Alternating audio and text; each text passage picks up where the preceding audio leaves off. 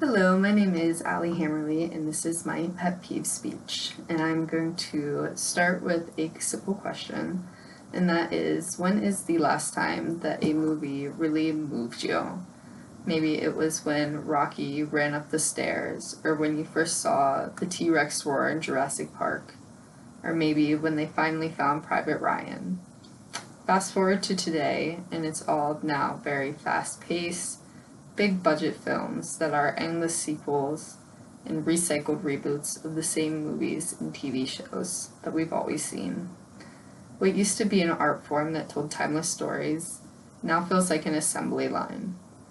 Which brings me to my thesis, and that is, the quality of American cinema is in decline, and it is a problem that we can fix by doing three things.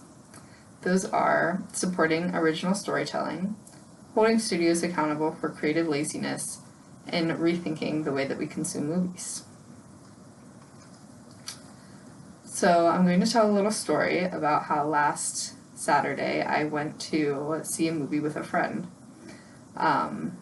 We maybe spent $15 on tickets, maybe another $15 on food, went in, sat down, and 2 hours later, I felt like I had just watched the same movie that I've been watching for the past 5 years. Maybe with new costumes, new actors, new advanced CGI, but it still feels the same. And on the ride home, I asked my friend if she, liked the movie, if she enjoyed it, and she felt exactly the same way that I did. And that's when I came to the conclusion that it's not just one bad film, it's a cultural and creative shift where film is being replaced by profit. Beginning with supporting original storytelling. Independent and mid-budget films are still being made, but they often get drowned out by large marketing budgets that are 10 to 100 times larger. The solution starts with the audiences. Movies like Everywhere, Everything, All at Once, Get Out, and Don't Look Up prove that originality can sell and does sell well. Streaming platforms are flooded with options. Use that freedom to seek out indie creators and international films. We're not seeing movies that people are wanting to keep on DVD, such as the old-timey ones that we watched as kids. But you have to vote for the type of cinema that you enjoy having. Next, holding studios accountable for creative laziness. Hollywood studios operate on money algorithms. They are doing prequels and sequels and adaptations of classic movies like Harry Potter, television shows like The Walking Dead, for example. Original ideas get labeled as risky, but that is what the viewers tend to want to see.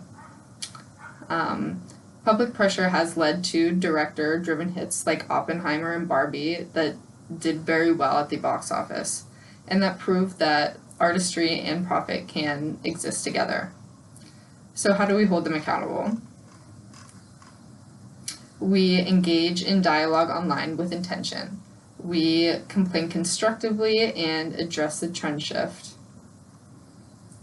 Supporting award shows and festivals that acknowledge these smaller creators and mid-budget studio and production sites.